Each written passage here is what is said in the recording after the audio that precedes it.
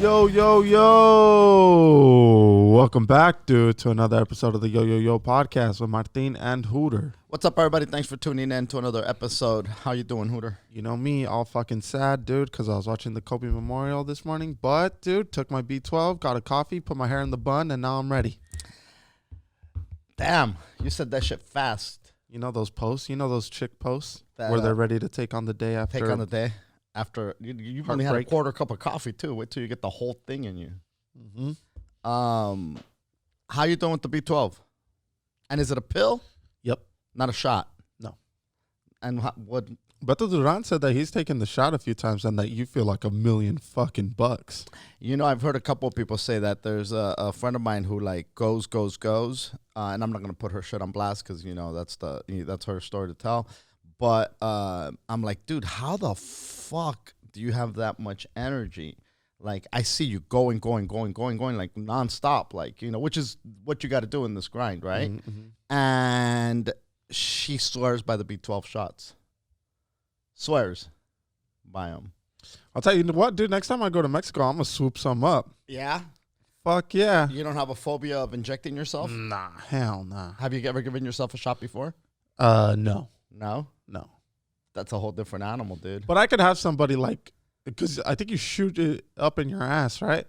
On your ass cheek. Like not up your ass, but you know. Yeah, it's what you said, up in your ass. Yeah. You shoot it up in your ass, right? Nah, your ass cheek. Like, that's all good. Like, dude, that's... As long as you get muscle, yes. Really? Yeah, because it has to go in... I think it's intramuscular. It's IM, right? Because if you hit, like, a nerve, you could fuck yourself up with a lot of pain. So you got to make sure that it's going into the muscle. So it's not just like a random boom, let's go. You do got to know what the fuck you're doing a little bit. Now, the thing with the ass is that it's mostly muscle. So you got to be a fucking... You got to be the most dumb fuck or just unlucky. Yeah, exactly. But I think they would teach you, right? Like if you went to go buy it in Mexico, or they just send you on your fucking way. Yeah, they just give you that and a fucking, what's it called? The wipey to fucking wipe it first. The fucking alcohol wipe? Yeah. Well, they do have like fucking do-it-yourself surgery kits that they send you home with too. There you go, dude. And stitching kits. Yeah, like they say, like, you know, they give you like step-by-step. It comes with like a video on how to like take out your appendix and shit. Yeah, and also sew yourself back up, and also how to make yourself out. Yeah, and also how to wake yourself up after. The whole fucking enchilada is right there, dude. And what? Like I think it's like $50 for the kit. Yeah, and they while they're explaining it to you, I think it's like 15 to 20 minutes. That's it. Yeah. And you get like I think you get like a doctor degree kind of. Well, the thing is, yeah, because you have to take a test after. It's kind of like the driving test, right? So like, but for surgery. Yes. Yeah. Yes. Yeah. I just, you know what? I almost did it, but I said, fuck it. I'll just have the doctor do the shoulder surgery. Yeah. Only because if I was gonna use both hands, it'd be one thing, but to just do one, that's the tricky part, right? Yeah. So it's a thing that's, as long as it doesn't involve your arm or your shoulder, it's totally doable. For example, like if it was your ankle, 100% doable. Dude, why? Right? Like for example, if you have an Achilles injury. I mean, I could do that all day, no problem. Yeah, I think that one's in Rosarito. Yeah. Rosarito specializes in Achilleses. Yeah, that's the Achilles healing capital of all of Mexico. That's the word on the street. Yeah. So fucking, what the fuck are you? Oh, so you're a little sad because you were watching Kobe, but you took your B12 and your coffee, and it got you back up. Just when you think you can't cry anymore, I know. It doesn't, the waterworks don't stop. And I don't think anybody's ashamed of it. Like, you know, like usually people try to hide the tears. I know, dude, but it was like uncontrollable. Like it was fucking sobbing, dude. Like when I saw like the little girl shit, dude, every time they bring up Gianna, dude, that's what gets me, bro. Like Kobe, I feel like, for example, right? Me personally, if I go out doing the most I can do, like I still feel like here at 29, like I haven't done everything that I was put on this earth to do, right? And you showed up with a mission. Yeah. And like for Kobe, he lived a lifetime in the 20 years that he was in the NBA. Like that was like a crazy life, you know, Yes. that he put everything into. And this after retirement, that was his second life, dude. It was all one life, obviously. No, I get it. You know what I mean? Of He was course. about to live 2 fucking lives where Actually, it's more than that, because he's got his life as a kid Childhood. in Italy, you know, life here, you know, all those kid teenage years, and then from like 17 till like when did he retire? 2 years ago? no, but more than that. 3, 4, 5. Yeah. Okay, so then there's that life, you know, there's those fucking 20 years, and then there is the and that was, you could even break that down into the first, you know, half of his career versus the second half. Sure. And those were separate yeah, it's all the same life, but yeah, I guess a good way to say it is chapters. He'd had a lot of chapters, and he was about to just take on these new chapters. This crazy chapter that, like, you know, but I feel like, for example, there's certain people who they live till they're old and they've done a lot, and you're okay with them going out because they've done a lot.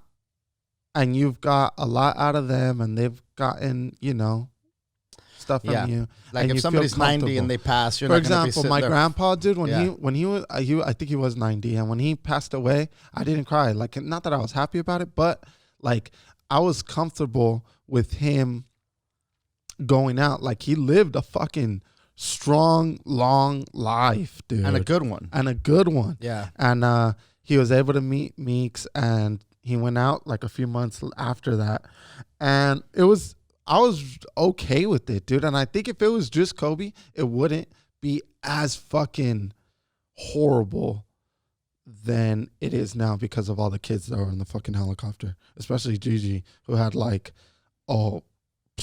so much life ahead of her. Yeah, dude. It's you know, and then there are 90-year-olds as well who don't live a full life. Yeah. Who never leave, you know, wherever they are. So it's a full life for them.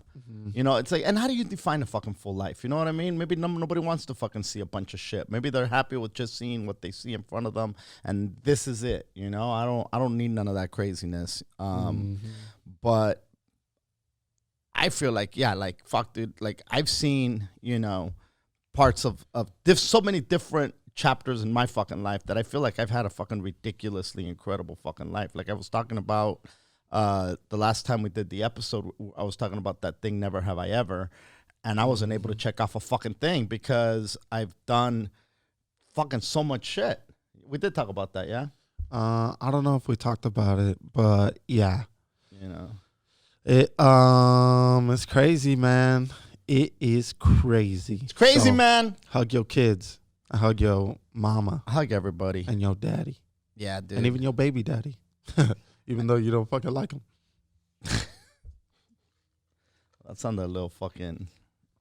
There's a lot of people who don't like their baby daddy or their baby mama. But... Yeah, like your mama. Nice. Yeah. Yeah. Do you see, speaking of baby daddies and shit, Disney raised their prices again? Mm-hmm. Bro. I mean, dude.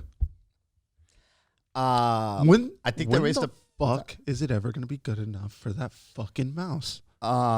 They went from, I think, I don't think I wrote it down, 154 to 159 on the, you know, like the off-peak days. Mm-hmm. But then, and so that's like a $5 raise. And then on the peak days, which is weekends and busy days and pretty much all fucking summer, they went from $199 to $209. So basically a $10 fuck. So they're above the $200 fucking pedo. So I have a question. Is that just for Disneyland? I want to say that's the top tier ticket. So you'll be able to go to both? I would hope. I don't know this for a fact, but I would imagine that for fucking $209, I should be able to do both fucking parks. Yeah. You know? I mean, at one point, I bet you $209 was VIP status if you bought enough of them. Yeah, I'm sure. You take two people to the fucking... For two people to go, you need 500 max minimum. You take a family of 4. Forget it. It's you really got to be balling, and it's so crazy because What would that be? 40. yeah, you're looking at $1,000. Fuck. You know what's it's becoming unattainable for a lot of people. Yeah. Oh yeah, dude. It's one of those things where it's like people will save for years To do that. Yep. You know, it's fucking. I remember when I was a kid, and family used to come from Mexico to visit. Mm-hmm. I don't think family comes from Mexico to visit as much anymore. No, you just don't fucking have No. visit I would imagine it's harder to get a visa for a bunch of people too. I don't know. Pillow Steady has fucking family from Mexico coming in, dude. Really? Yeah. Okay. Well, fucking maybe. Yeah, I just You don't just see you it. don't It you don't doesn't. fucking, you don't invite your fucking cousins, bro. That's the problem. That's why you don't fucking get no visits. But it seems like there was way more people coming back in the day. It had to have been easier. All right, look, but if the thing was they come visit and you take their asses to Disneyland, and I remember we would roll fucking so deep, and I'm pretty sure we weren't paying for all of them. There's no way my dad could afford that shit, you know. So I'm sure we picked up some of the fucking, you know, things like maybe some food and the parkings and the gas and things like that. But I think the tickets to get in there would be, you know, they'd bring some money. There wasn't like they wouldn't bring any fucking money. Right. But we would roll fucking deep as fuck to Disneyland. You know, I'm talking about like maybe minimum of minimum of 5 to 6 grown-ups. Yeah. And then probably like a fucking good amount, maybe even more grown-ups and at least that many kids, if not more. In this day and age, you know, with Mexican I think salaries in Mexico are like $20 a day or some shit like that. Yeah, I feel like the people that do come usually have like their own business.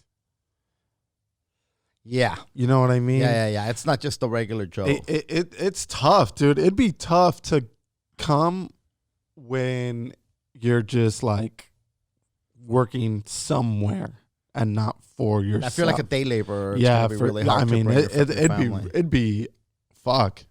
Yeah, that'd be tough, dude. Yeah, dude. And I'm just it's I think their attendance has dropped, they said. Yeah, there's like the less people visiting the park. Wow. They thought that this new attraction, the whole Star Wars thing that they got, they thought that was going to bring in a shit ton of people. They had like people making like, you have to make these reservations and fucking shit. And I think it probably turned like people like, fuck that, I'm not going over there for that zoo. But they say that the lines are shorter than they've ever been for the rest of the park. Are you bullshitting or you're No, I'm serious. I'm 100% serious. Okay.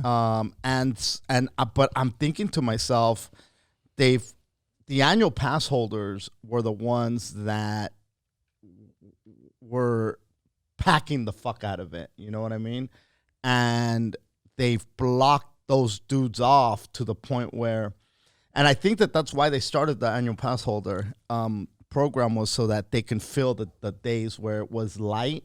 They give you a break on this and then eventually what started happening is they realized, holy fuck, we can capitalize like a motherfucker on this, which is fucking, you know, it's so crazy. The more you get, the more you want. Right. Like you said, what the fuck, when's it enough for this fucking mouse?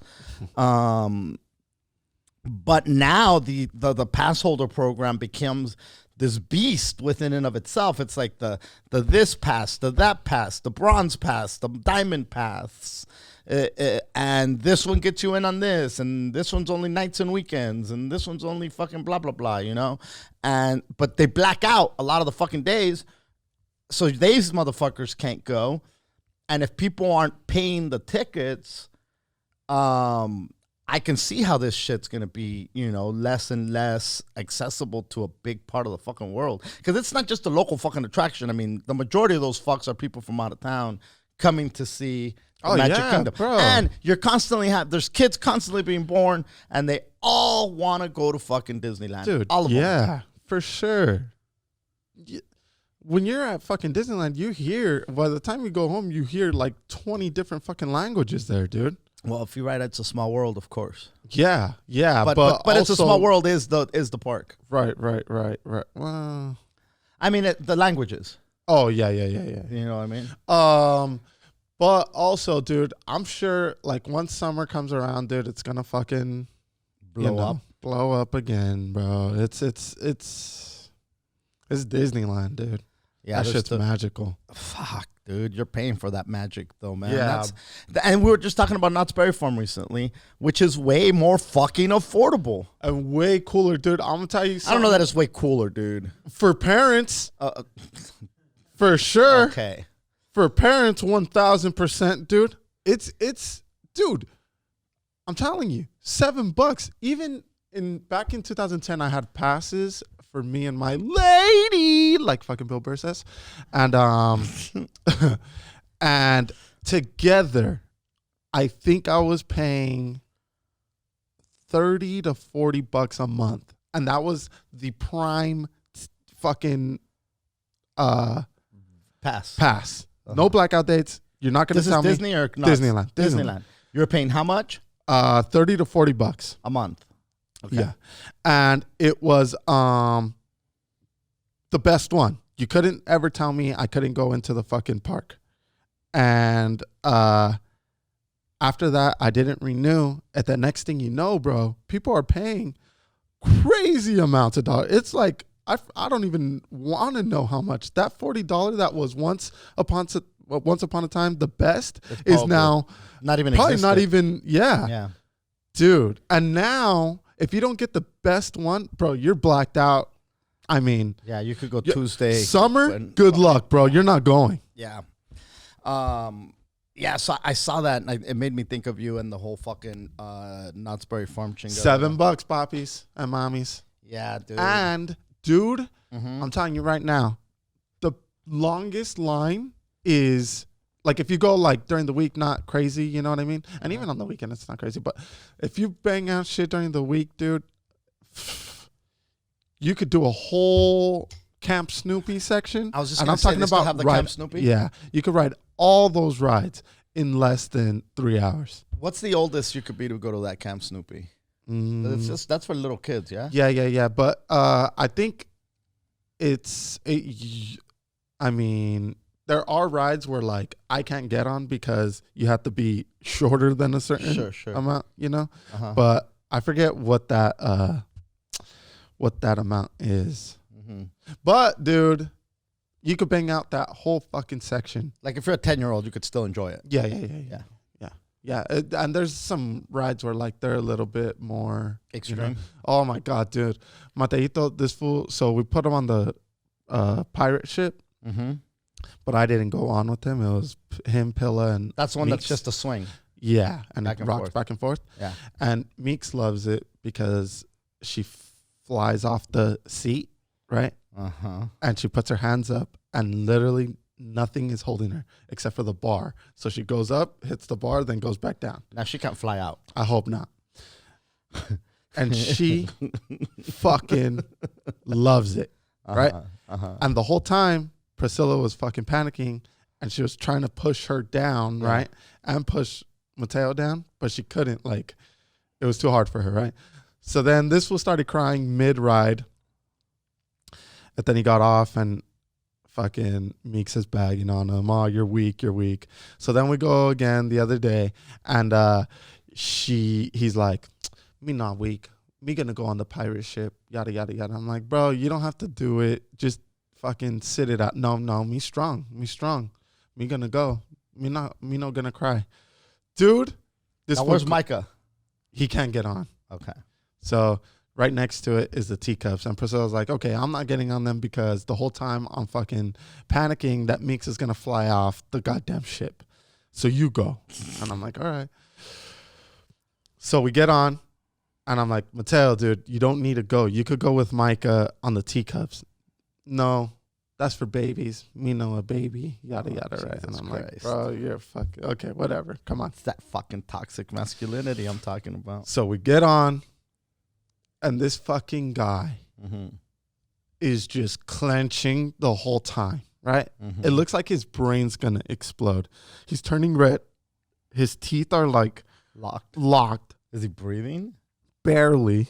His veins are fucking popping out, right? Yeah. I'm like, Mateo, put your hands up, bro. And he's fucking locked onto the bar, right? Mm-hmm.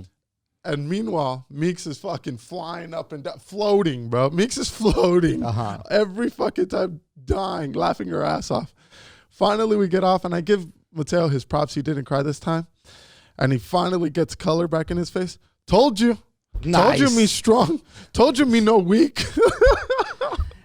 Dude, why do you got him proving himself? Why do you why you put those expectations on him that now he's got to prove to you how strong he is? I told him, go, dude. Go with Micah. Go have fun with Mike, dude. All the kids feel like they have to prove that to you. I don't know Even why, Meeks, bro. dude. Even Meeks. You know, which is fucking, you know. Especially Meeks. That's fucking nuts, dude. And what do you tell them? Like, be strong. No, Be weak. I tell them that they're strong. I don't say don't be weak. I tell them how strong they are and how brave they are and how fucking, you know. Meeks especially, I tell her all the time that she's the strongest person I know. I used to say that she was the strongest girl that I know, but then I was like, why just fucking girls? You fucking hate her. And so I changed my tone and I fucking said, you're the strongest person that I know. And so then she fucking... And she feels it, dude. I'm telling you, I'm fucking... What's that, Coach? Lombardi? Woke. I'm Coach Woke, bro. You're Coach Woke. You're Woke Hooter. Speaking of woke, dude, have you watched fucking Hentified? I have watched Hentified. And I'll tell you this much. I didn't expect much from it. Mm-hmm. And I respect the attempt of what they're trying to do. Go into that. We'll go into that. Yeah.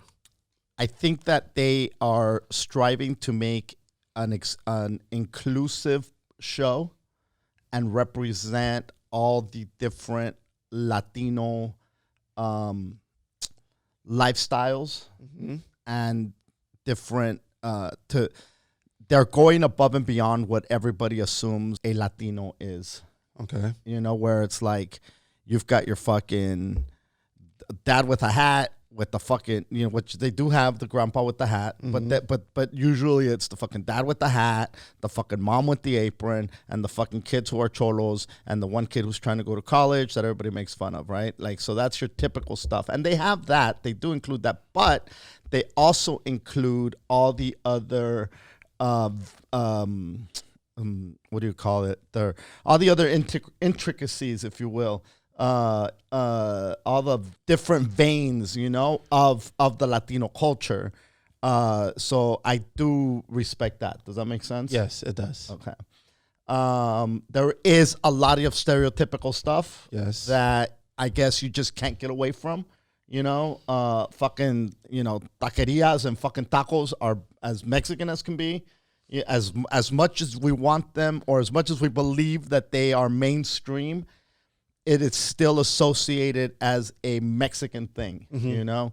But I was pleasantly surprised by it. And I want to give props to Felipe Esparza, who's on the show, Francisco Ramos. Yep. I think they did a fucking great job. Yeah. I thought so too. And I think they both did a great fucking job. And again, it is opening more doors. You know, we keep saying hopefully. Well, there are way more shows on television right now with brown faces than at any time in history. I'm gonna say now a lot of that is because the talent pool is getting bigger.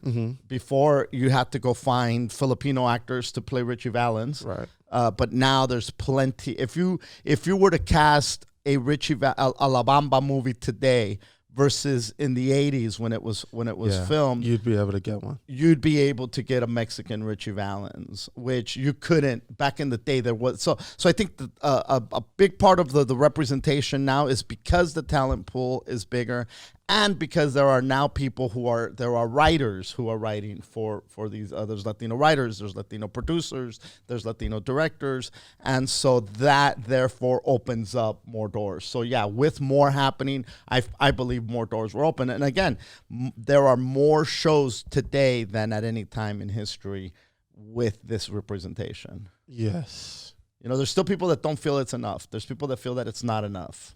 Okay.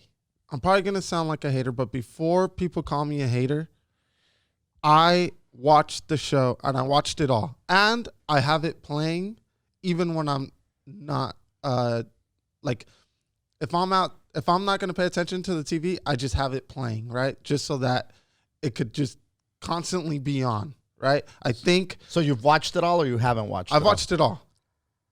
And even now, so I'll you watched leave it, but on. you weren't paying attention. No, I watched it, fully paid attention. Gotcha. Finished it, and now when like we're changing the kids or we're like getting ready to leave, I'll put it on. Gotcha. Just so that it could look like it's fucking constantly getting played. Sure. Because I do think that whatever gets put on that is Latino, it does need plays, bro. People That's true. need to stay 100%, playing it 100%. in order for more shit to come out. That's right. 100% true. And so I did the same thing with Mr. Iglesias. I'm doing it with this, and That's a good thing. You know what? I should do that but here's the other thing though. Like I do when I have background stuff, I usually have like meditation music and shit like that. But that's a really good, like if you want to support something, fucking play it and let it play. Yeah. Yeah, no, that's good. If you fall asleep with the TV, like fucking put something on to support shit like that. Because I do think in order to get what I want, which is a fucking Modern Family show or you know, all these other shows that are on TV but it doesn't have to have a fucking Latino name. It doesn't need to be called Gentified. It doesn't need to be called fucking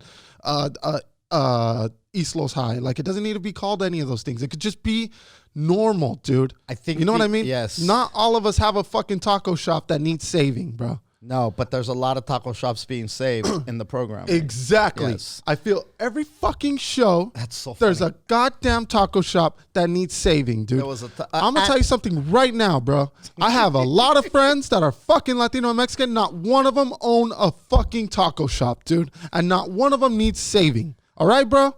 We got to get away from that. Why is every fucking show saving the goddamn restaurant? And I'll back you up on that. You got East Los High. They had to save the taco. Even if it's not the entire show revolves around saving the taco shop. In East Los High, Jacob couldn't go to college because he had to save the taqueria. Needs saving. The taqueria needs saving. These fucking taco shops are always fucking failing. The movie taco shop. Correct. They had to save the fucking taqueria. You've got Party of Five. They have to save the family restaurant, which is a taqueria, which is it's a taco shop. You know, it's a restaurant. It's a Mexican restaurant. You've got Gentified. They're saving the taqueria, and I'm probably missing a bunch of other shit where they have to save the taqueria too. Yes. So I do agree with that. Like I just saw Gabe the other day, and I said, hey, have you seen Gente? Because listen, everybody is watching it. Yes, and again, I'm glad. That is great. And the first thing I said was, there's still a lot of the stereotypes that are included in there, and that was one of them that I was referring to. I didn't itemize it, but that's absolutely one of them. The first thing I said to him is like, if he tells me about another show, no, the migrant was telling me about another show. I think it's called Vida, and I said, are they saving the taco shop in that one? And then she just sent me a bunch of laughing faces, right? Because that's the fucking thing. We're constantly saving taco shops. And look, you know, if people are frustrated, what needs to happen is more people need to start taking writing classes. More people need to start writing. More people need to start putting projects together. Because if you have if you believe everybody's a storyteller. Everybody has a story to tell. And the problem is nobody has the tools to tell that story. So if you go and you prepare yourself and you fucking put together a great fucking story, somebody's going to want to buy that story because they want clearly. It's not like and this is what I was talking to a comedian about the other day. It's not like networks and streaming services and things like that don't want Latino programming. They know that it is a huge market that are a huge community that you could market to. Everybody wants to make money. Everybody wants to market to that community. They don't know how to approach that market, you know? So if you have something that's worth a fuck, then you could probably sell it because there's a need for it. There's a want for it. I think the want is there and the need is there. But the second that they get projects, bro, they want to fucking extra Mexicanize it, dude. And extra fucking, like, bro, how are you going to say, yes. And you could totally tell, dude. You could totally fucking tell when not a fucking Mexican writer writes shit into the script because it's like, bro, no, I don't know anybody who would fucking say this, dude. Yes. When some lines that were coming out, it's like, what the fuck? Yes. I've never heard that in my fucking life. Yes. I don't know. I've never been hanging, especially with Mexican Americans, especially with Mexican or second generation fucks, right? And said, let's go play football to see who is the fucking strongest. Like, I've never fucking heard that. Bro, most of my friends don't even fucking play soccer or watch soccer. Yeah. We all wanted to be fucking Kobe Bryant. Like, why? Why is it still soccer? Why is it still tacos? Like, everybody eats fucking burgers and likes basketball, bro. Not everybody. Most. Like, there's a whole fucking generation that's my age that was born. Okay. Go ahead. That, like, their parents weren't immigrants, dude. Like, you aren't an immigrant. My mom wasn't an immigrant. And there's so many of us that weren't born with immigrant parents, bro. Like, that's not the same thing. And I feel there's so many of us where it's like, that's the show that they're going to give us, dude. That's what it is.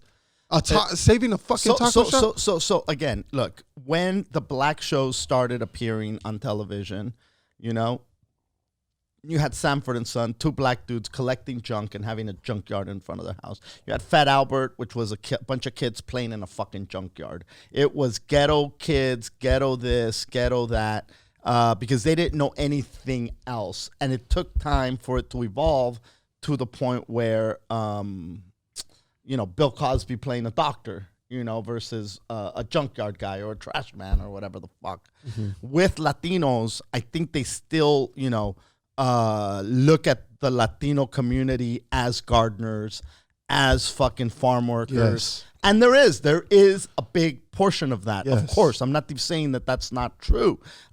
Janitors, whatever the fuck the case may be, you know, valets, those are and with a thick fucking accent. Mm-hmm. But yeah. And you're right. There's not everybody likes soccer. Not everybody is all about fucking owning a taco shop. But there are taco shops and there are soccer players. I'm not taking that away from it. Of course. But that's not all. It's way broader than that. Yes. You know. So I like tacos. Yes. And I'll watch soccer. Okay. You know. I'm not gonna go play soccer. And I have no desire to open up a fucking taco shop. Yeah.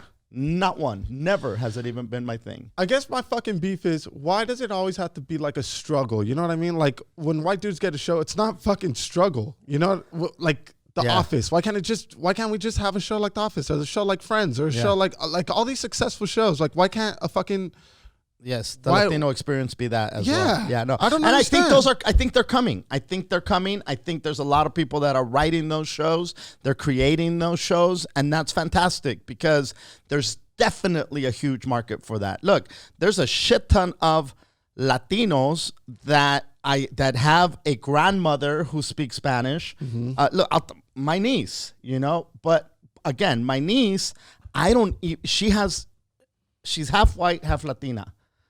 Half Mexican. Right. But to be honest, I don't know that she identifies with any of that Mexican culture. And I might be 100% wrong, but I don't know that she would tune in to a show that's specifically targeting that life. She doesn't know that life. Exactly. She has no clue about that fucking life. And there's a lot of those types of people. Mm-hmm. You know, there's a shit ton of Latinos and Mexicans that are very proud of their heritage, that know that they're Latino, but they don't even speak fucking Spanish. Yeah, you know, which I feel that people, especially if you live in the Southwest, you should at least take a Spanish class, just because you're better off with two languages, eh? That's just a fact. You know, as Americans, we want to just speak English and expect that everybody fucking speaks our language and understands us. And when you travel to other countries, you quickly realize that everybody speaks multiple languages. And the fact that we only speak one, or that a lot of us only, I speak two. I'm fortunate enough to speak two. But a big bulk of this country, and Spanish isn't that hard to learn. If you're going to pick up a foreign language, that might be one of the easiest ones to learn of the ones that are out there, to be honest. Yeah. So, and again, I'm not saying everybody needs to go out and learn Spanish and take a Spanish lesson, but it's only going to help you. It's only going to help you because when you travel to other countries, you're going to find that some of these places speak Spanish and you could fucking communicate so much better, you know? But again, yeah, there's a lot of dudes that don't fucking speak the language, but they still identify, and they still have that pride. Like, dude, I know dudes that are like getting a doctorate degree in Chicano studies. They can't speak a lick of fucking Spanish, but they're fascinated with the culture. Yeah. You know, and again, look, I'm not shitting on the people that can't speak Spanish. It's easy to shit on them, and people shit on them all the time, which I think is horrible because a lot of times they weren't taught the language.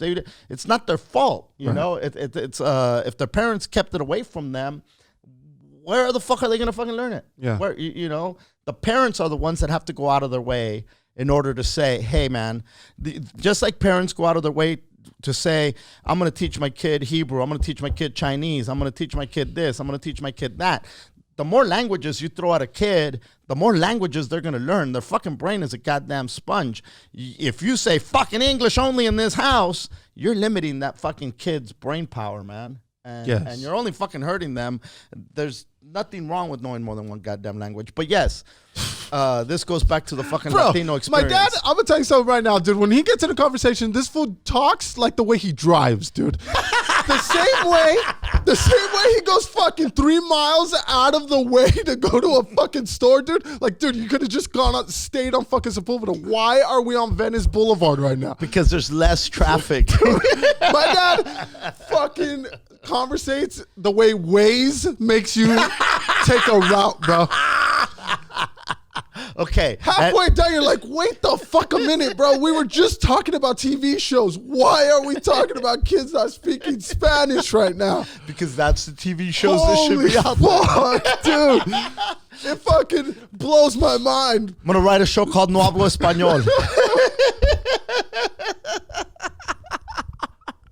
Voy a salvar la cantina. Hilarious. Saving the bar. Look, man, all I'm saying is a lot of my friends who are Latino, their last name is Martinez or Torres or Cortez or whatever the fuck, Jimenez. Most of those guys don't speak Spanish, dude. Like, yeah, they'll fucking eat tamales in Christmas. Yeah, they'll eat tacos and shit. But do they identify as Latino? Like, yeah. Well, yeah. You know, they still, they hold on to certain things, right? Yes, the calendar. Yeah, right. But they got it. Like, they're not gonna fucking, when they watch a show like that, they're gonna get turned off. They're not gonna identify with it. They can't identify with it, dude. Yes, and I think there's way too many people that are like that everyone's missing out on, dude. Mm-hmm. There's not one fucking show that hits their fucking, that's for them. And I think until that comes, bro, that's the fucking show that's gonna dominate. And then networks are gonna be like, oh fuck, I think this is the crowd that we've been wanting, dude. Again, I think it's just an evolution, and now with more places to stream your shit and to showcase the stuff. Look, back in the day, you had the major networks and the TV channels, and that was fucking it. That was it. There was no other because even the cable stations, when it was just a few of them, they were all doing movies. Nobody was doing TV. The TV show format just crossed over into the streaming within the last a few years. Not like it happened yesterday. I'm not saying that, but so now with all these platforms, there is a need for content, and there's a boatload of. I don't give a fuck what you're into. you can find a show for that. You like pawn shops, there's a pawn shop show. You like fucking yard sales, there's a fucking pickers show. You like goddamn fixing up your house, you like gardening, you like cook, whatever the fuck you like, there's a show for it now. You know, so there's no shortage of that. And I think the more, it's gonna happen, Hooter. I think it's gonna happen, and that's great. But meanwhile, it's good because these are the shows that are opening up the doors to show. And that's why I opened the whole thing saying I watched it and I'm constantly playing it. Yes. And I am showing support because I know that that more is going to come. The only way it's going to keep coming, and one day my dream will come, the only way that happens is if we support these shows. Yes, today. you have to, dude. And again, like I said, I was pleasantly surprised by it because there's other shows that you try to support and you're just like, and it's rough. Fuck, this is rough. Yeah. God damn, this is rough. Like, this is fucking hard to watch, you know? And you just fucking tune out, you know? It's just really difficult.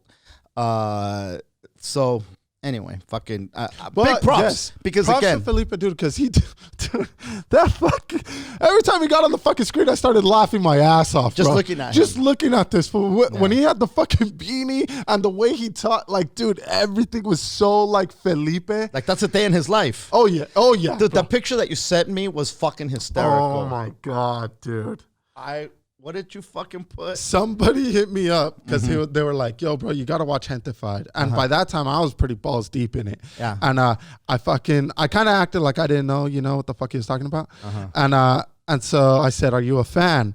And he said, oh, I'm about to watch it. And then he sent me a picture and he was like, you probably already know, but look who I just saw on the show, this fool. And it was a picture of Felipe. And then I put that fucking beanie and I put a bunch of laughing emojis. And so he put a bunch of laughing emojis. And then this fool put, look at that shirt. The funny thing is, these clothes were probably his, LOL. And I laughed so fucking hard at the thought that wardrobe was just like, you know what, Felipe, just fucking come in, bro. Like, the thought of not having to dress this fool because whatever he wore to the set was working out so perfectly for this fucking character. Like, oh God. Shout out to Rios RX because that's who fucking told me. That shit, that's funny because it does look like some shit that fool would fucking wear. Anyway, fucking, like I said, I appreciate, and this is the conversation I had with the migrant. I said, what are you doing? She goes, I respect what they're trying to do. And then I said, you know what? Me too. I totally, which is why I said that. Like, I respect what they're trying to do. And that is being inclusive, especially with, there's still, I think, in the Latino community, a stigma towards alternative lifestyles. Anybody that's not straight male or straight female is still very, very frowned upon. And that's obviously from years of indoctrination and religion into the culture, calling it a fucking sin that takes you to hell forever.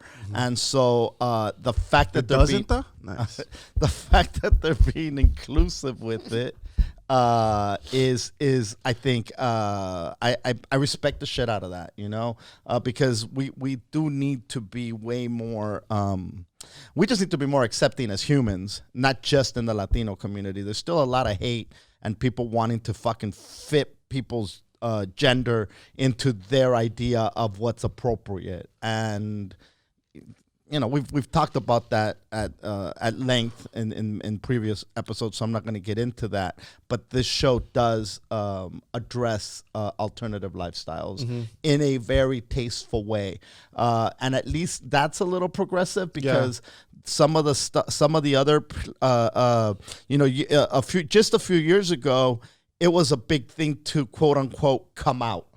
Like, you couldn't just have a character who was of an alternative lifestyle. You had to introduce it as such, closeted. Yes, at first, and then he comes out, and then it's revealed, But with this show, it's very matter of fact. And which I feel is the way to do it. Yes, so for that they got that right. as far as you know, and who knows? I'm not speaking for the LGBTQ community, but because you know, it's fucking hilarious. But because somebody in the might be like, they completely fucked this they're up. They're probably looking hey, at it the way I'm looking at the whole fucking show. Correct. And so again, I'm not speaking for anybody. True. Just from what I see, it looks like. I should say it looks like I got, before everybody gets pissed off at me and says, "The fuck you think you are talking for us?" Of course, the man with the cock who fucking fucks bitches is gonna tell us what's fucking how they did it so great. Thank you, straight male. Yeah, thanks, straight male, for fucking coming to our defense. You toxic fuck. Yeah, of course, the dude who fucking comes on chicks' faces is gonna tell us what's fucking appropriate. Yeah. To represent us. Mm-hmm. Yeah, see, before any of that shit, let me just clarify. I'm not speaking for goddamn nobody. I'm not speaking for the Mexicans. I'm not speaking for the fuck it. Anybody. Just speaking for me. Yeah. Is how I see it. Yeah. And shit. I don't fuck dudes, but I feel like they did a good job.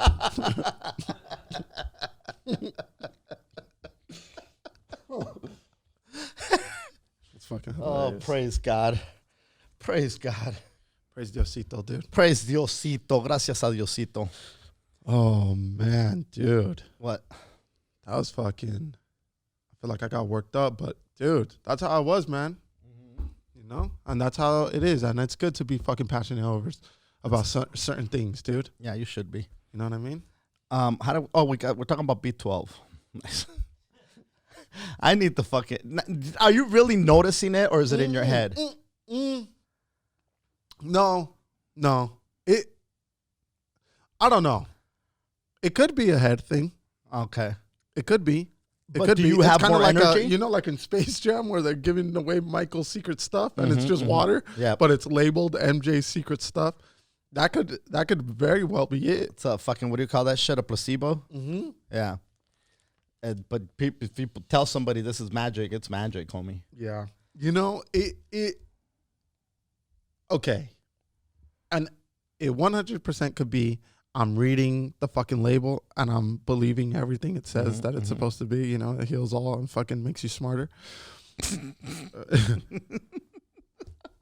But I do feel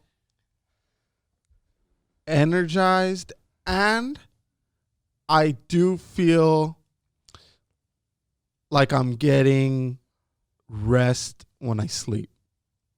Well, that's good. Yeah. How many hours do you get? It depends. Ballpark. On average, I'd say 6 to 7. 6 to 7 uninterrupted? No. Okay. It's very rare when it's uninterrupted. How many times are you getting up in those 6 to 7? In the 7 days a week, let's call it probably 4 to 5 days. A fucking baby's crying in my room at some point in the night. At least once. Yeah. Yeah. That's rough, man. Yeah. My biggest concern, I got to get up to pee. And that's the thing. That's what pisses me off. I don't get up to pee, dude. Pilla fucking wakes up, I don't know how many times to fucking pee. I don't pee, dude. I keep it going, bro. Nothing's going to stop me. Now, once I wake up, yeah, I fucking have to run to the goddamn toilet. But, yeah, bro. Ever since I started taking it, once I wake up, I feel like I got a good night's rest. Even with the fucking crying. Yeah, dude. I do need I started actually looking, cause like, okay, I'm 50 now, you know, and you could slice it any way you fucking want. I don't give a shit how you slice it. You do not have the energy or stamina that you had in your 30s, even in your fucking 40s. It just doesn't happen, you know? And so I've been thinking, okay, B12 is an alternative. There's no way I don't need like hormone replacement. There's for sure my testosterone I've got to go get it measured. But if I had to be a guessing man, I would say now I can still get hard-ons without a pill, which is great. Like the fact that it still gets hard It's not the same hard that it used to be, but I still get hard. Now with a pill, for sure, going to be fucking fierro, which is fucking great, you know? Yeah. But I can still, you know, perform and get hard. Not like I used to, obviously. And so I've actually been thinking of looking into like testosterone therapy. And, you know, it's fucking popular as fuck, you know, and I'm not trying to like bulk up and be like this fucking beast and shit that. Right. I'm not looking to fucking lift the goddamn gym. But I told you I'm back in the gym, and like we talked about last time. And now that I'm back in there, I'm seeing what I can push. And I'm not trying to fucking do the whole stack like I did at one point in my life, but it would be nice to not be exhausted as fuck. And my recovery is the fucking hardest part, because I used to be able to bounce back and go right back in. Now it takes a lot out of me. Once I hit that fucking gym, and I'm not working out nearly as much as I used to, but I'm still like, woof. It takes it out of me, you know? So in order to be able to sustain a healthy lifestyle and get the max out of these next few years of my life, which, you know, I'm approaching the sunset, you know, where it's not like I'm spring chicken, that's for sure. And so in order to have these years be quality years, and you look at, you know, Rogan makes no fucking bones about it. He's been on testosterone for a long time. There's a lot of dudes that, you know, just like dick pills, they take testosterone, but they don't want to fucking admit that they take testosterone. It's like, no, this is all natural, bro. It's like, fuck, dude, how the fuck you get your arms that big? Oh, I fucking flip tires. You flip tires, you cocksucking pig? That's bullshit. I flip tires. My fucking shit ain't that big. You're taking fucking some kind of fucking, you know, anabolic steroids, some kind of enhanced. It's fucking worse than when a chick gets her ass done and says that it's fucking natural. Like, bro, just fucking say it. Yes. You know? Yeah, just fucking say you fucking got it done, and which is fine. Look, people have gotten their tits done, and they're very proud of getting their tits done, you know? If fucking dick surgeries were as accessible as tit surgeries, there would be a line around the fucking block to get a fucking dick fucking surgery. And I'm not just talking about little dick dudes. Fucking big dick dudes would still be getting bigger dicks. It would never be enough. It would never be. Look, there's fucking chicks with double D's fucking getting triple F's. Yeah, exactly. You know? Exactly. So and that's women who are way more responsible than men. Yeah. If men had that fucking ability to get fucking dick jobs, dude, those are the only surgeries that would be in fucking. There'd be no. You need a kidney replacement, you gotta wait 2 months. We got a bunch of dick fucking surgeries that are scheduled way ahead of you, lady. But again, everybody would want to be packing no less than 12 inches. Everybody would be packing heat, and 12 inches is way too much. I understand that, but it's way too much. Oh yeah, know? Oh trust you, dude.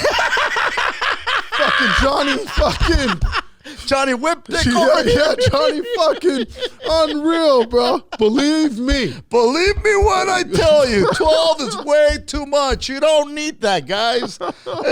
Such a pain in the fucking ass, literally. Yeah. Fucking.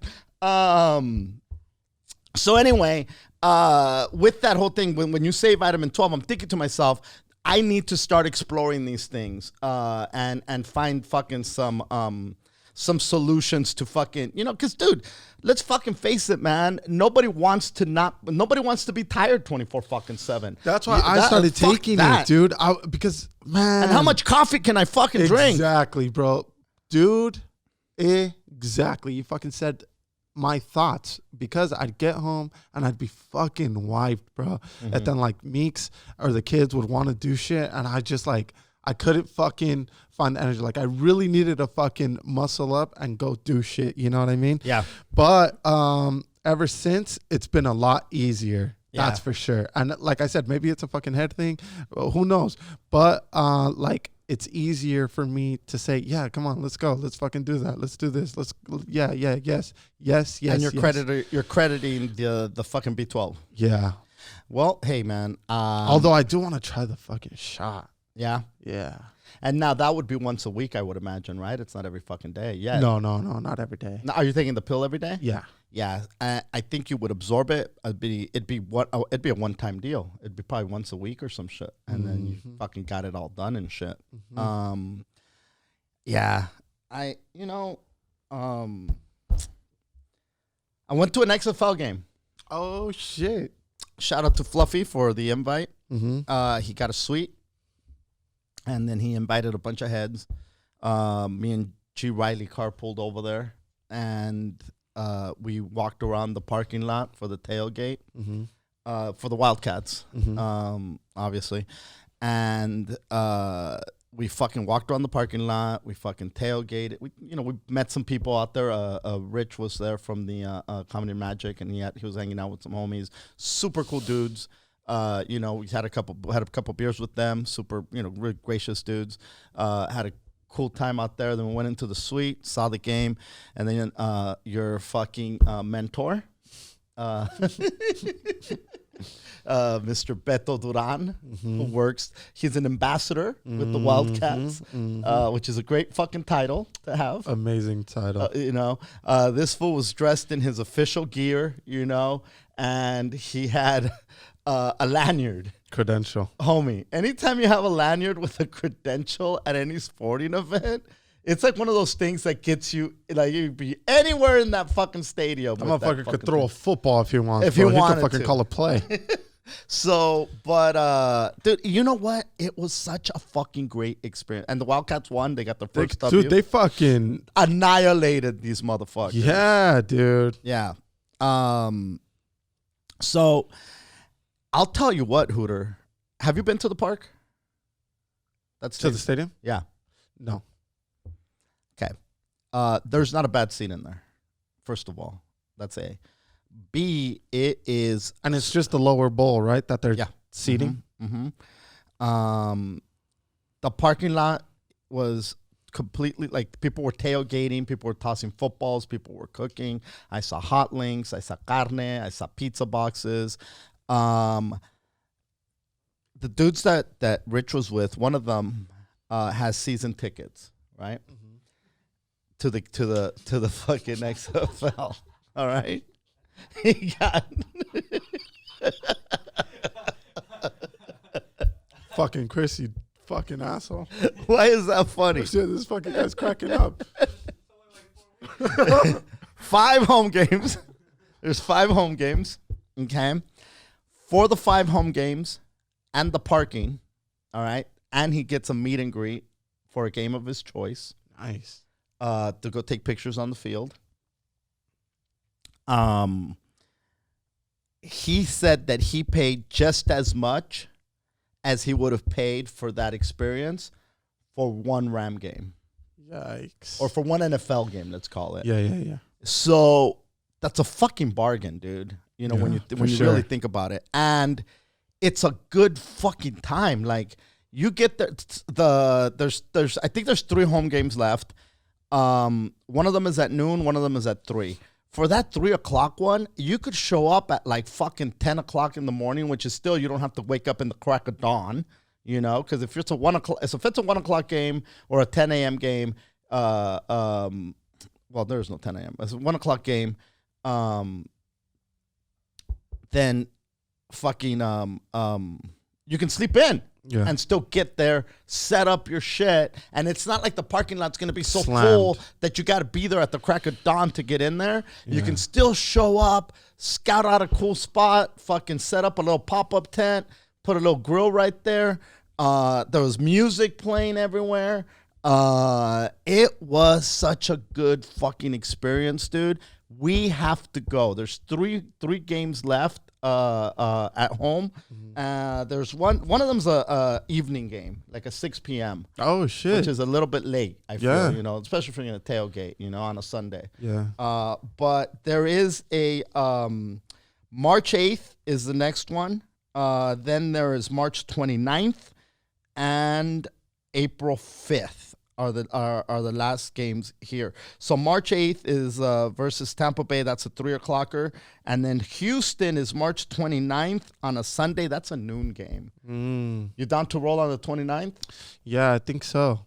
We just go and we'll fucking take everybody and just, fucking set up a grill and fucking hit that shit. Yeah, that'd be tight. I haven't properly I can't remember I've tailgated at Raider games and things like that, but where I actually Have a setup. Yes, where I have a setup. I've always been invited to these, or in recent times. But back when the Raiders used to play in the Coliseum and you were way too little, but I used to take you and we'd tailgate with Jake and all them fools. Chuck and Chuck's brother-in-law at the time worked at Stater Brothers as a butcher. Oh, so, shit, dude, we would sick. and he had this giant truck and he'd take this giant grill and we'd be fucking up these ribeyes and, just beer, ribeyes, chips, I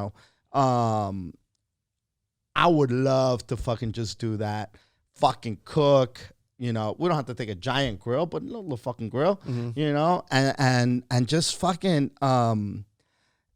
dude. And then you go in there, like I said, the game is fucking awesome.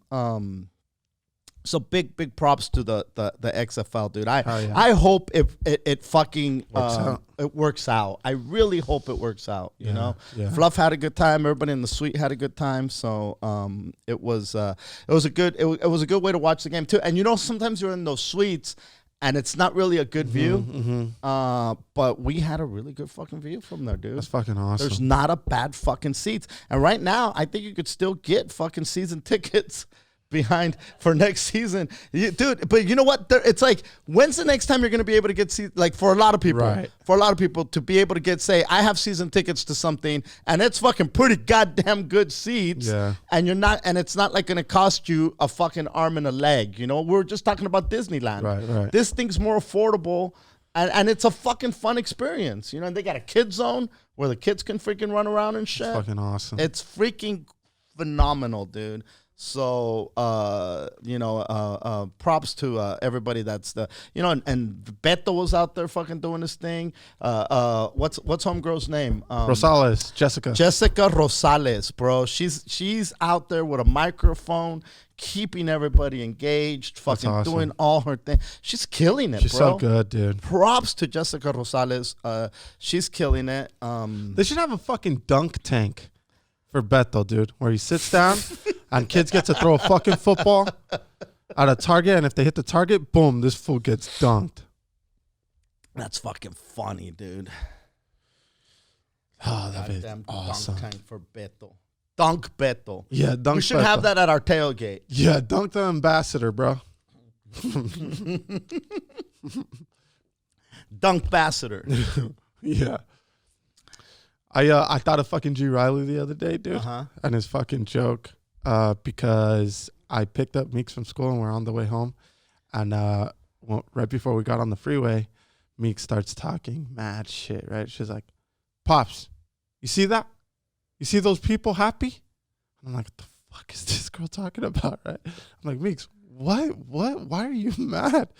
Look it, how come we can't go camping like those people?" And I was like, who's camping? The fucking homeless people. Shut the fuck underneath the freeway. Pops, you've been telling me you're going to take me camping. Look, those people went camping. Look at how happy they are.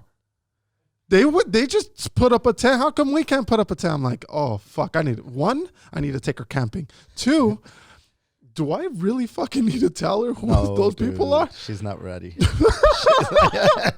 But it reminded me of G. Riley's joke where he fucking said, he took his kid to Skid Row.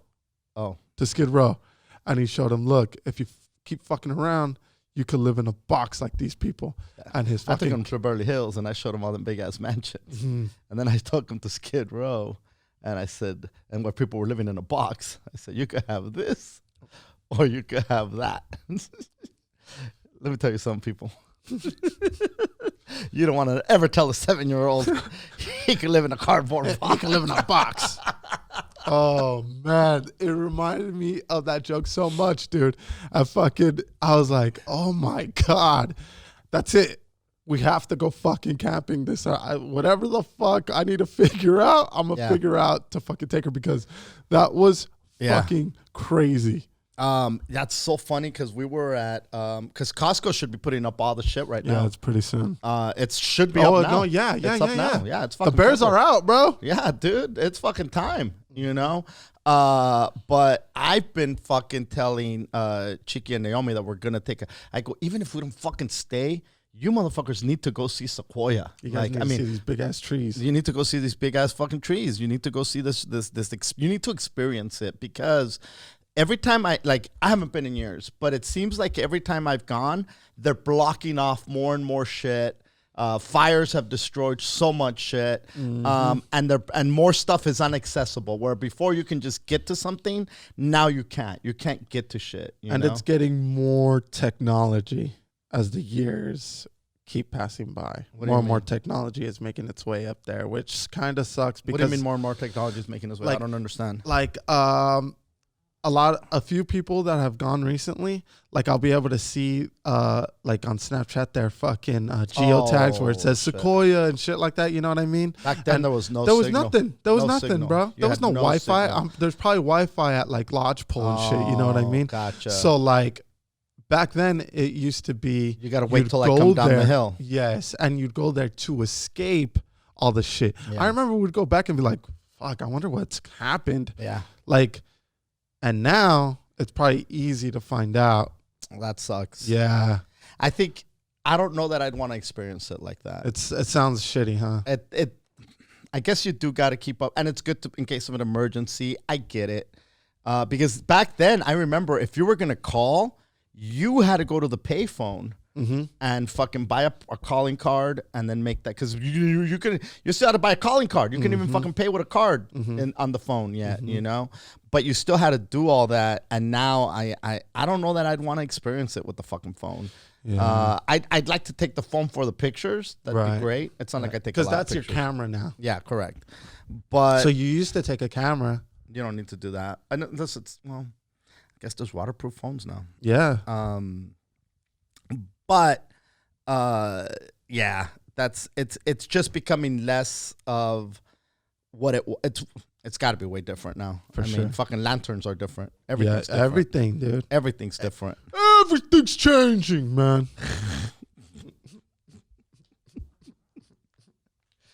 There, ahí vas. ¿Ya ves cómo eres? You see how you are? Last episode, you were saying, what's it like? Everybody gets a shout out on the YoYoYo. Dude, props to Joe Coy. Oh, shit. This dude sold out 2 shows at the fucking Forum. I went, I got invited to the second show, and bro, I haven't seen Joe perform in many, many years, you know. It's so crazy when I see these dudes that I started with. Some of them have taken off on a fucking skyrocket, and he's one of them.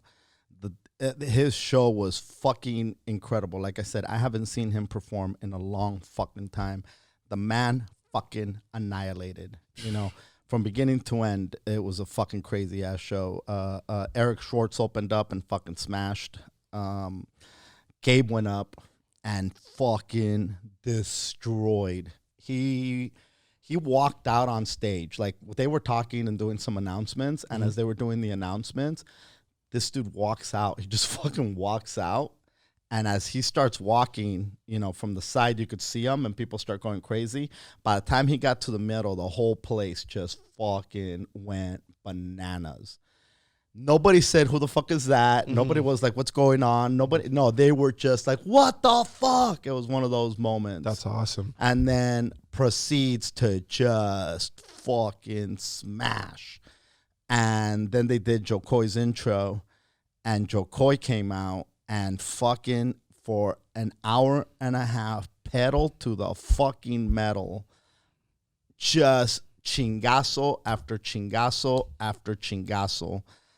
I was telling Gabe yesterday at the game, I said, this dude went up there and talked about his mom cleaning her pussy and made that shit sound cute. He fucking won. The dude fucking won. That's it. Who can do that? Very few people could talk about their mom's pussy and make it sound cute. This dude did it. That's like, fucking give him a trophy. Give him the fucking championship. Fucker won. It's a wrap. It's a wrap, dude. Everybody had a fucking blast. Dude, it was, ran into a bunch of the, Mel was there. Fraser Smith was there. Ruben Paul said to say what's up. Nice. There was a lot of dudes. I can't even remember everybody that was there. Dude. And Everybody honestly, and the dude, mother was there. Before this, he fucking sold out 2 shows at the Chase Arena, the brand new fucking arena where the Warriors play in San Francisco now. Like, the dude is just on a tear, man. And I remember when he would go into Brea, when I was working at the Brea Improv, bro, that fucking weekend used to be insane. Like, you wouldn't get home till like 4 or 5 in the morning, but everybody was making money that weekend. Like, as much work as it was, when everybody knew Joe Coy was coming, everyone was pumped because they knew, bro, this motherfucker is gonna, like, I remember servers talking like, oh, bro, not only am I gonna have rent already after this weekend, I'm gonna have shit on top of that. Like, everything else this month is just gonna be gravy. Like, I remember everyone used to be so happy about it. And even back then, that fucking show that he'd put on, and we're talking about a club, nowhere near a fucking arena, he still put on like this.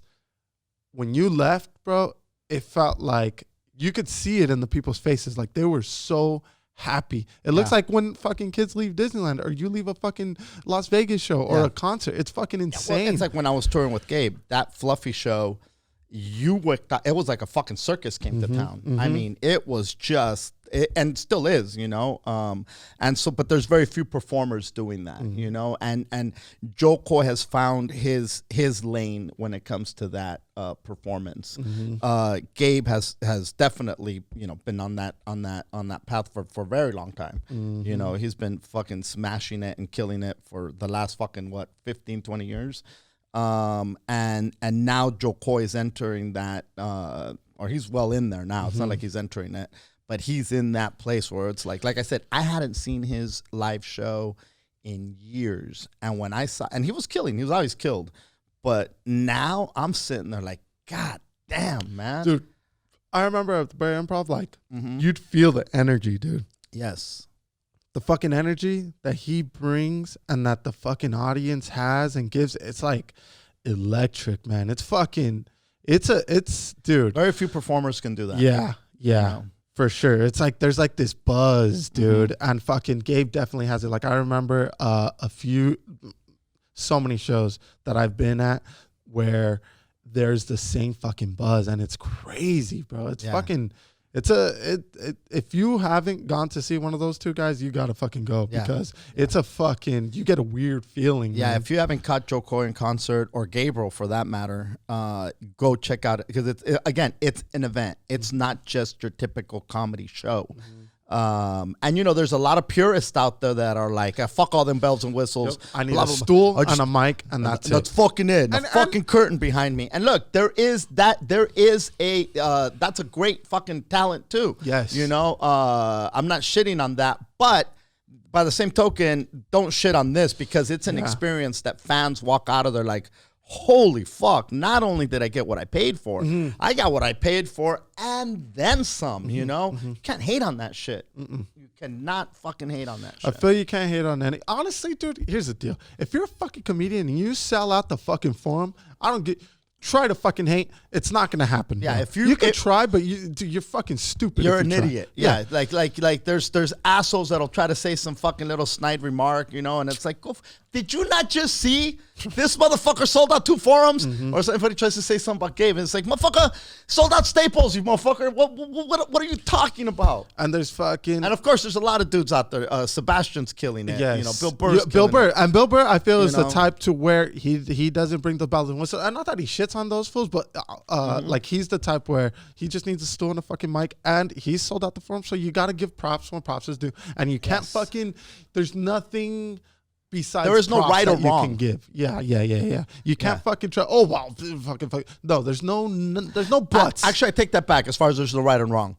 Clearly, if you're selling out the forum, you're doing something fucking right. Shit's Regardless going right. of which way you did it, you fucking did it. You know, it's fucking like, you know, when me and you go out and sell a couple hundred tickets, we're like, fucking, hey, that was great. We're talking, these are thousands of fucking tickets. That's fucking, you know what? Bro. It's beautiful to see, you know, and as a comic, that should make you fucking not just happy for the other comics that are doing this, but motivate you to see that, holy fuck, this is what's attainable. Like, I think a lot of comics get so short-sighted on a lot of stuff, but this is what's out there if you are talented enough to fucking get it together, you know, and create your fucking lane. Because Joe Coy has definitely created his own lane. He's nobody else. He said something that was really fucking cool.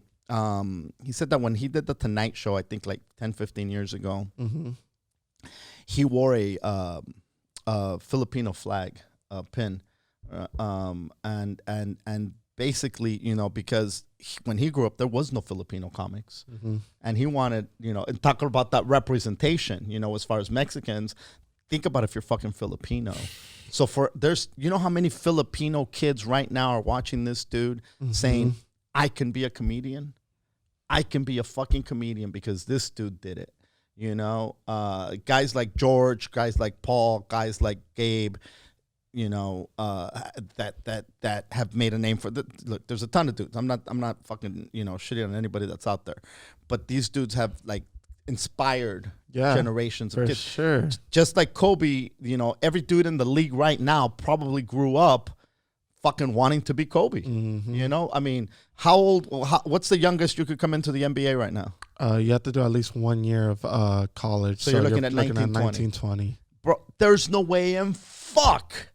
Unless you came from a fucking, you know, third world country and they discovered you, you probably knew who he was, correct? So this whole generation of players, they looked at him and said, you know, no longer is it just like this is unattainable.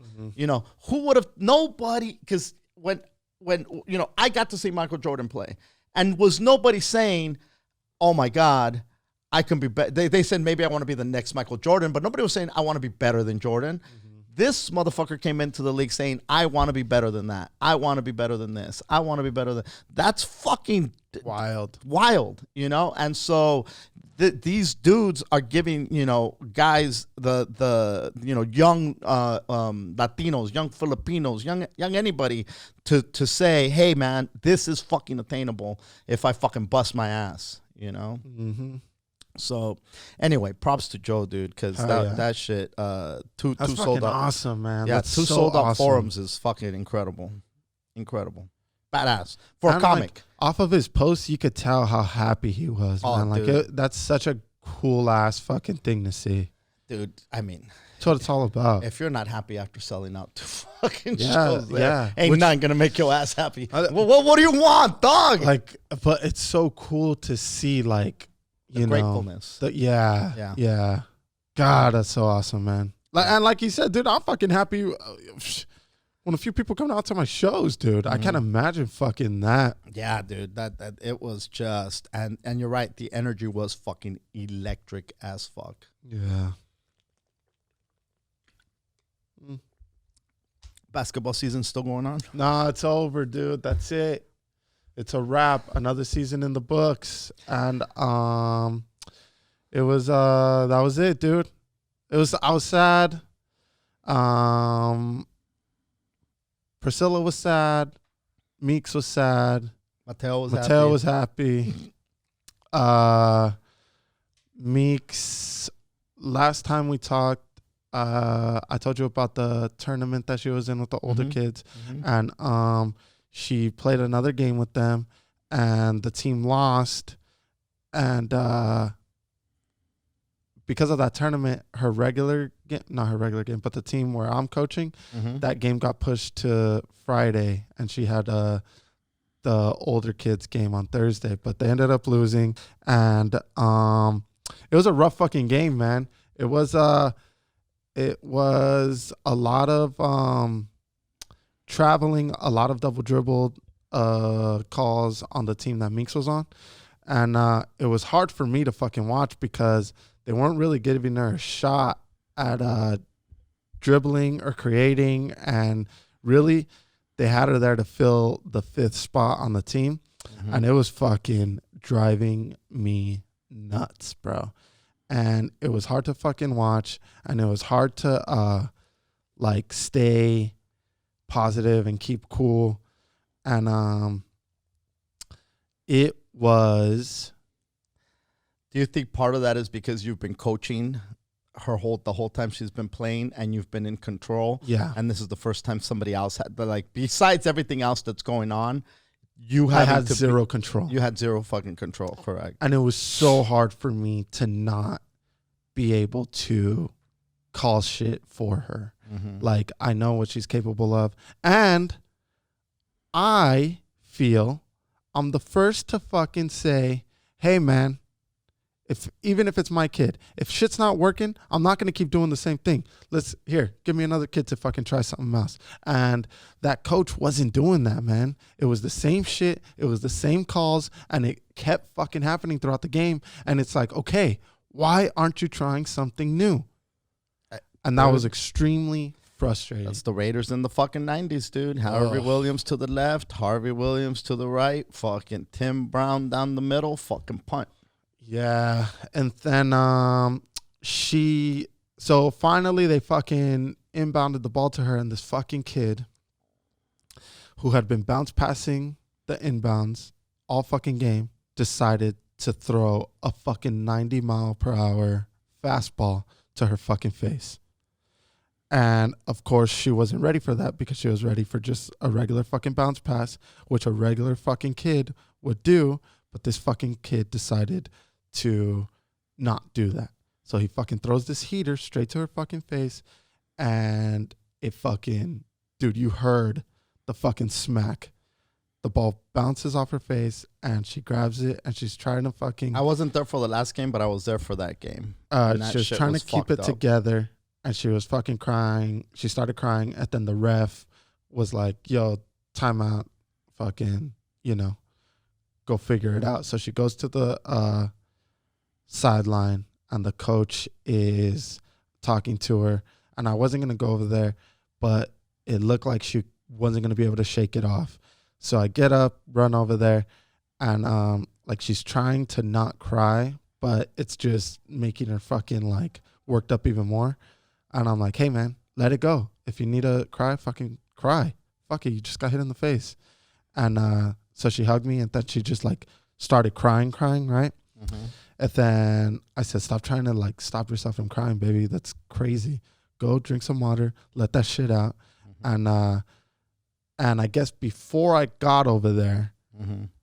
they told her to sit down. And she was like, no, I'm going to go back in. And the coach was like, it's okay. And she was like, no. Let me go back in. And he was like, okay. And so I didn't know that conversation had taken place. And she got water. She still was crying, but she wasn't as fucking, worked up.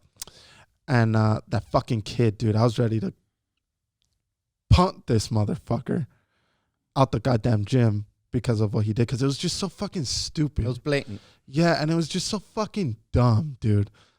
Even if it was my kid, I would have grabbed him and been like, you stupid motherfucker. Why would you do that? If it was Mateo, I'd have grabbed him and said, hey, you fuck. Why would you do that? And the coach was just like, this is what I'm talking about. This is why you need to pay attention. You shouldn't have done that. And I'm like, bro, fuck that. And fuck you. And fuck your son. And I was already pissed at the fact that they weren't giving her the ball. And then this shit happened, and I was even more fucking pissed. And then the coach was like, she's so fucking tough. I'm like, get the fuck out my face, bro. And I went back, and I let it be known before I left. I was like, hey, get the ball back. And then fucking have them throw it into you. And then, of course, they were like, let her get it. And so she got it and started dribbling and shit. But by that time, the game was pretty much over. Out of control, yeah. Yeah, the other team had a really big lead. And but after that, she did like get pumped up and she started fucking going after the ball even more on defense, even though the kids were fucking really big. And she got a jump ball a few times called. But man, I was fucking pissed. And it did suck. But it did make her pumped up and ready to go for her fucking game the next day. I'll tell you that much. Yeah. Yeah, and I knew that it was just because of the way she's wired. Like, she couldn't win. And I knew, like, it didn't matter what the team was the next game. She was going to fucking... all the frustration that she had that game, she was going to take it out on that fucking team. And she did. And I held her back a lot because I wanted to get the kids who weren't involved all season, like the kids who never took a shot, like I had her pass it to them so that they could shoot. So if it wasn't for that, she would have probably, I mean, I lost count on how many points she had that last game. But if I wouldn't have said, hey, pass it to these kids so that they could shoot, who knows how many points she would have fucking scored. Kid sports, dude, is so fucking hard because, you know, every parent thinks their kid's a fucking star. Mm-hmm. And let's face it, most of them fucking aren't. Mm-hmm. And also, you know, I think her playing with boys is double rough, not because she can't hang, but because of the attitude of you hear it and you hear them say it. Like, are you going to let a girl do that?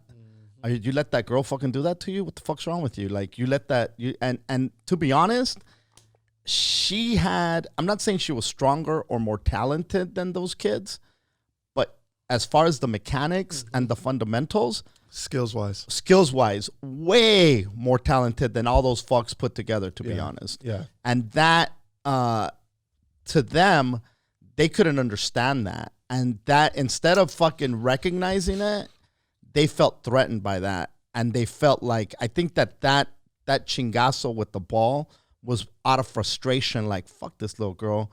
She ain't going to be better than me.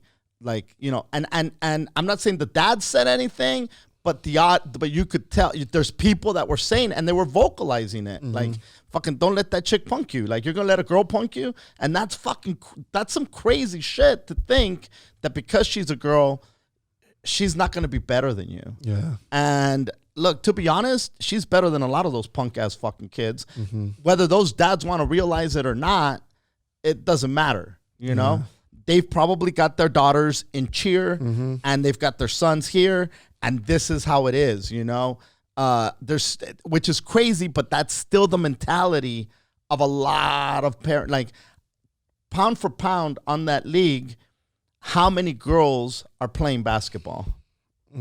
How many? I mean, would you say, what, 10%? Yeah. Which is very, very small. Yeah. And out of those 10%, how many of them are actually being successful? Contributing to the team. Correct. Yeah. Or are just there because, hey, man, let's sign this fucker up for something. Yep. And so it's, and there's still that mentality of, yeah, get the girl in, give her some time, give her the playing time, blah, blah, blah. But let's focus on these boys that are fast, that are talented, that are more coachable. That mentality still exists. And unless you have a daughter, it's hard to get out of that mentality. I'm not defending that. It's a shitty mentality. But once you have a daughter in there, I think your brain just automatically shifts. It shifts. And you start looking at it way fucking... And this has nothing to do with woke or any of that shit, you know? This is just the way that shit really is out there. And I mean, just seeing it from myself since you were a kid to now. You know, we've talked about this before when she was playing baseball. You throw like a girl. Bitch, she's stronger. She's throwing harder than all these other fucks, you know? So, and I'm not just saying that because she's my granddaughter. It's just... fucking, it's shitty that people still can't give props to the girls the way that they should, and especially in the lower division. In the upper division, once you get to college, go fuck yourself. You see the talent there, right? Yeah. But before that, it's hard for unless you put her in an all girl thing or in all this or in all that. But when you're doing the co-ed thing, they are not going to give it up as easy, dude, which is sad, which is fucking sad. That fucking last game, bro, she was fucking like, dude, The last game in her team, not team. with the big kids. Yeah. Her team, the one that I coached, bro. It was fucking insane. She was just terrorizing this fucking team. And that team was pretty much all boys, a lot taller than her, but she was like out muscling them, out hustling them. It wasn't, dude, it looked like she was, the big kid who just fucking bullies everybody. Like Jamarcus Russell on the fucking championship Bro, game. that's what it looked like out there. And that fucking coach and the fucking parents on the other team were talking so much shit. Like, how are you going to let a girl take that from you? So they were saying that. Oh, yeah, too. dude. Yeah. And I know the big ones were. Like, I can hear it, and I know she can hear it, dude. Because I went to her games most of the time, and I never heard it on her division. But the thing was, at this park, because usually the park that we play at, all the parents have to stay up top. On the top, yeah. So you could scream shit, but the kids probably can't hear you. No. This time, dude, you were right there. Sure. So you could fucking hear it, bro. And I know she could hear it. And it was like hurting my feelings. I fucking shit on women's sports a lot all the time as jokes, right? Ha ha ha, he he he. And, but, bro, and me and you had a conversation and you said, I don't know if you'd feel that way if you didn't have Meeks. Like, if you just had boys, maybe you'd feel the same way. And it's probably true, dude. Like, the fact that I do have Meeks and I know how much fucking better she is, it doesn't matter. And how much work she puts in. Yes, dude. Yes, how serious she is about it.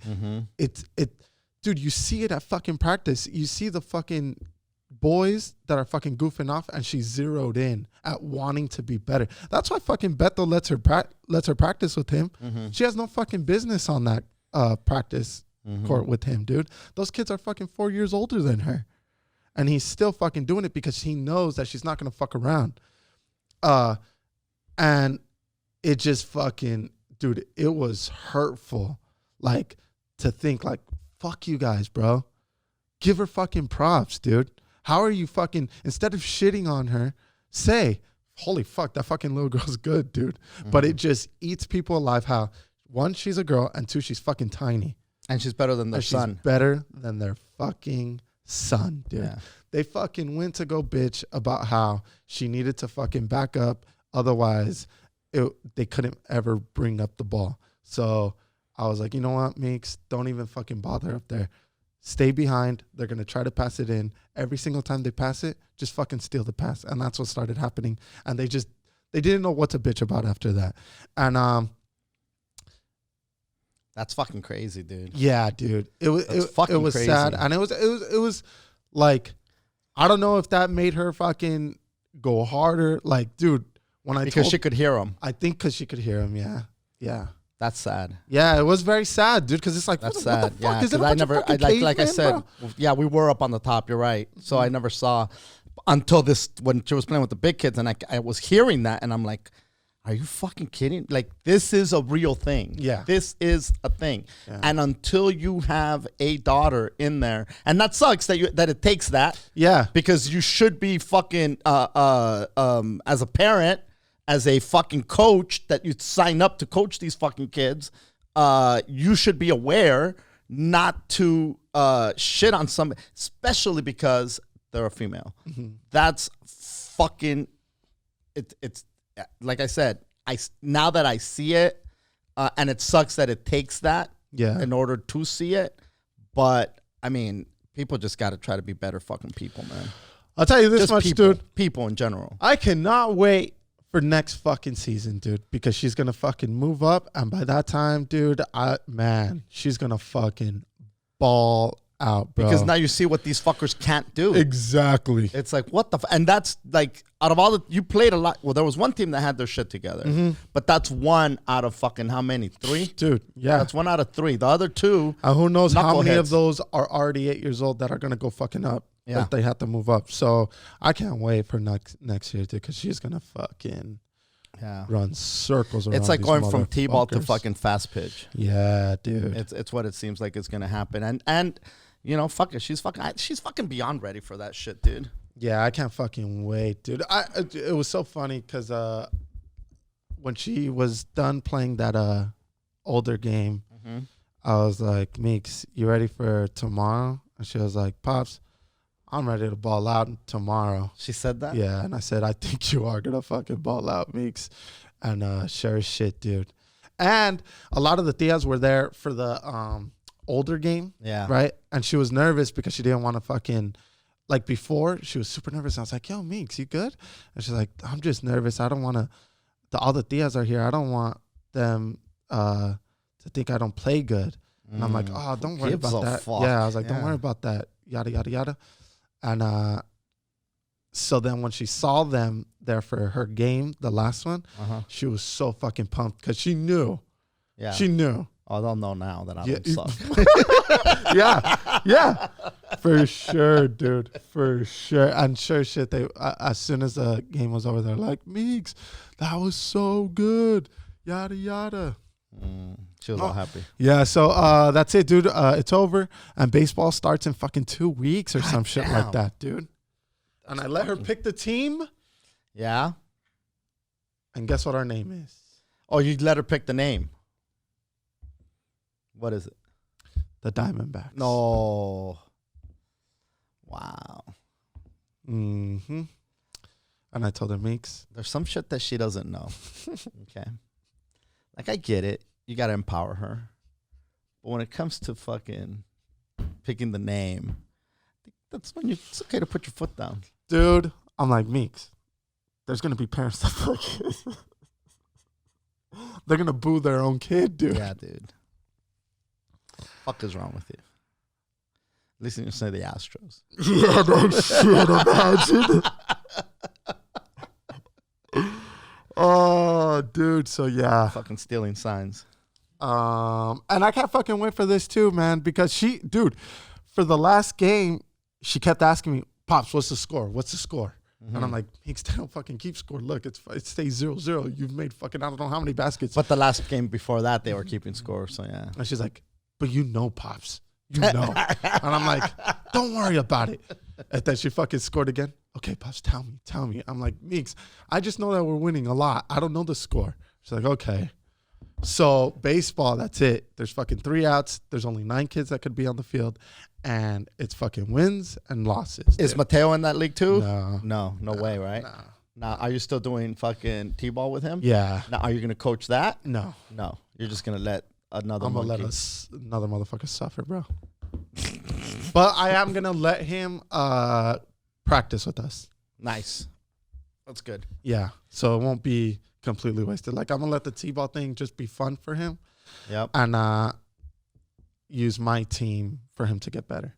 So it's not like you're going to rely on the other people to teach him Exactly. shit. It's like, just go out there and have fun. Yeah. But Over here, at least you're going to be learning your shit. Mm-hmm. No, that's good. It's not going to be a wasted season. That's the other thing we're talking about. Like, I'm sitting there like, how in the fuck are these kids? It's the fucking end of the season.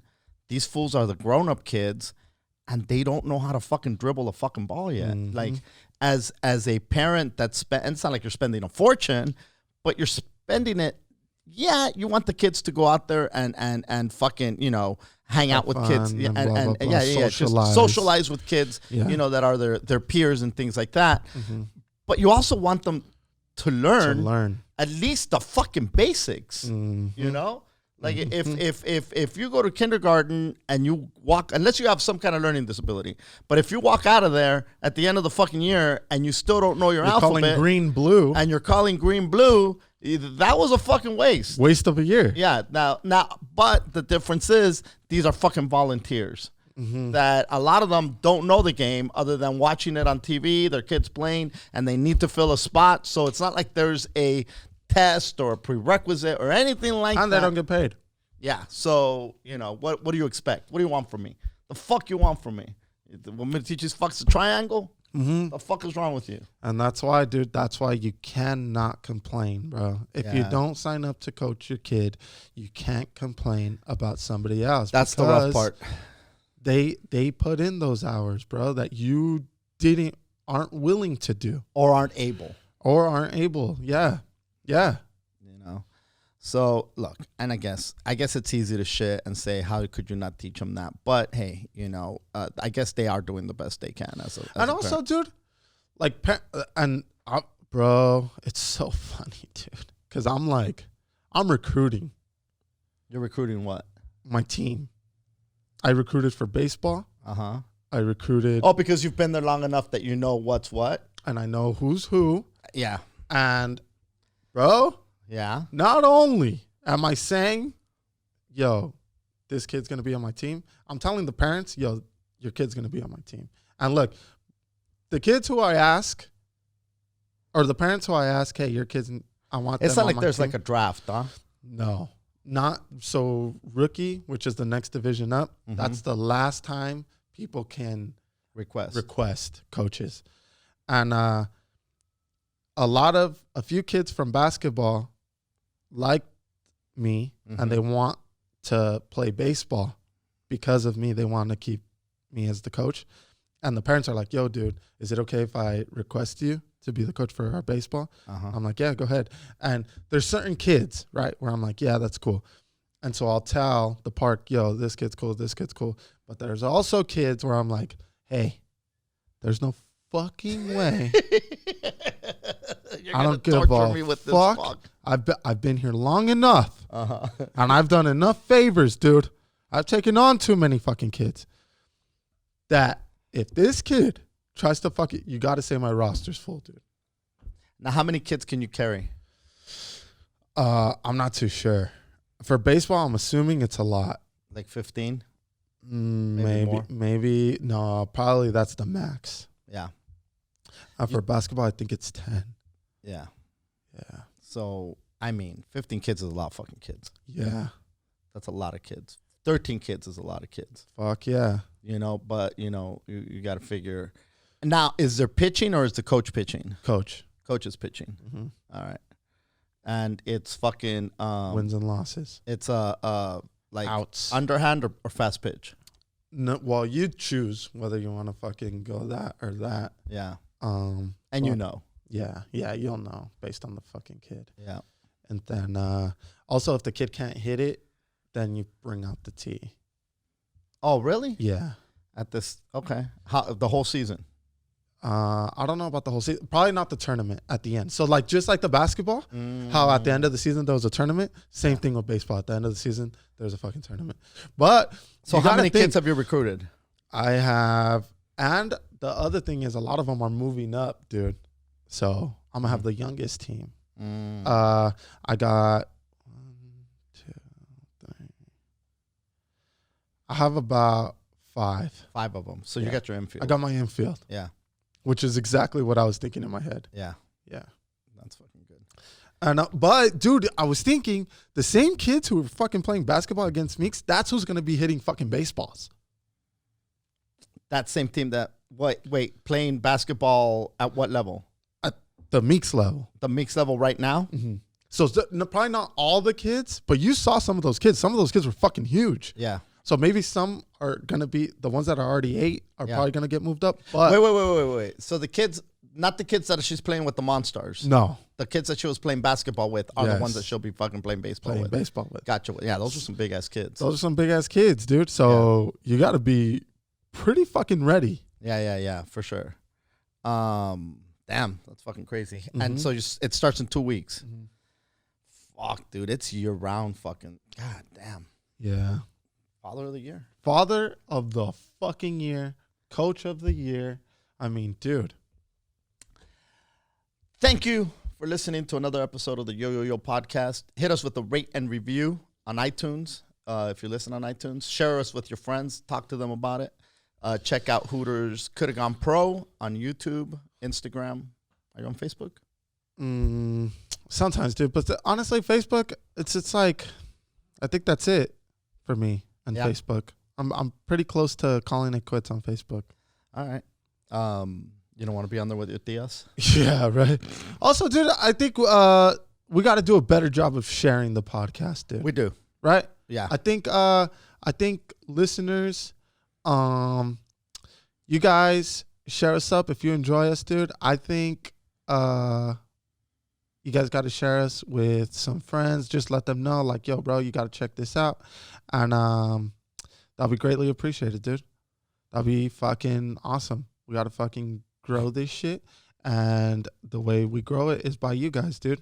The same way you guys listen is the same kind of energy we need when to share this. We need, you know what kind of passion we need?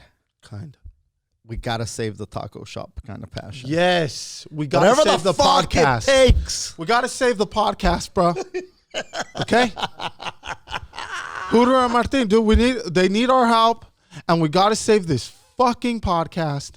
And look, we're out here making tacos, and you guys got to tell everybody how good the fucking tacos are over at the YoYoYo podcast, okay? Yeah, YoYoYo Talkeria. Yes, the YoYoYos, these motherfuckers. Did I say Talkeria? Talkeria.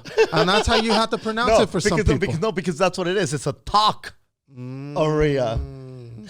There we go. There we go, bro. Get it? Talk. Yeah, no, hey, I got it.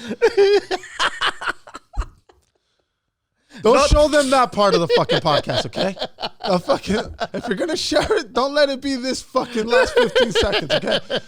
Give them some good shit, some meat shit, all right? Give them the fucking al pastor of part of the podcast, okay? Of the talk. No, there you go, dude.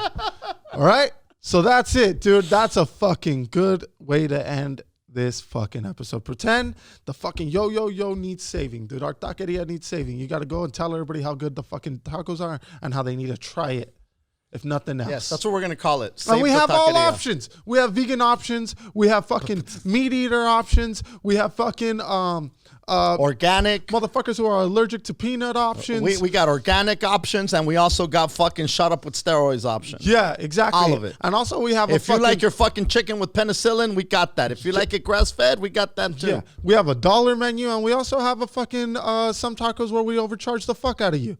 And that's okay, dude, because if you got the fucking money and you fucking can afford a $5 taco, then you're going to buy our $5 taco. But if you don't have a $5 taco budget and all you have is a 79-cent taco, it doesn't just have to be Tuesday to come fucking get our podcast, dude. All right? You could come buy our 79-cent taco and try it, if nothing else. And if you like it, there you go, dude. Rate and review, mommies and poppies. Thank you. Peace.